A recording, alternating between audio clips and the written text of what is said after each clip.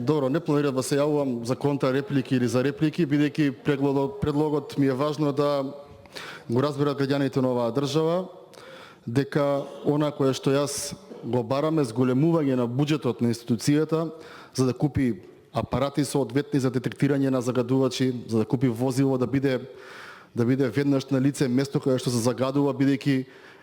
често пати гледаме и на Facebook и на другите социјални мрежи како се гори, како нема инспекција, па потоа и се јавуваат во инспекторат, дали знаете кој е, па не знаеме, немавме возило, отидовме касно.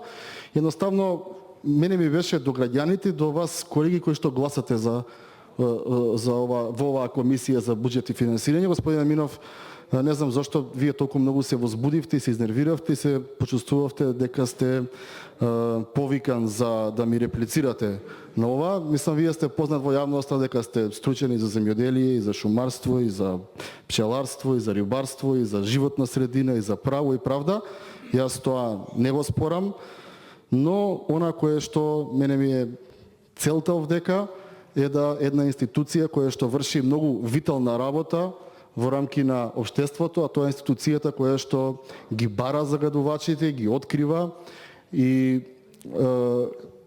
треба да функционира подобро, бидејќи не од мене, тоа не се мои зборови на владата се дека секогаш немаат буџет. И бидејќи 3 години поред правите 3 буџети, веќе ги направивте, ова ви е 4ти буџет, упорно се правиме дека не сме од тука и дека таа институција намерно или свесно се остава со минимални средства да функционира и практично е и објективно неефикасна. И затоа уште еднаш апелирам да се размисли, ова не е ниту политички, ова не е амандман со кој што ќе се добијат или ќе се изгубат политички поени, ова е човечки,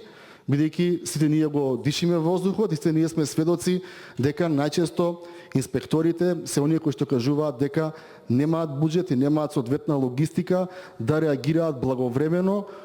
кога се случуваат било какви еколошки катастрофи. Тука не мислам само на воздухот, мислам за излевање на токсични материјали во водите, во реките. Секојдневно сме поплавени со такви информации, а никогаш не сме добиле кој го направил тоа, кога го направил тоа, бидејќи на инспекцијата има и мал број на вработени, но пред се она што е важно е дека има многу мала логистика. Благодарам.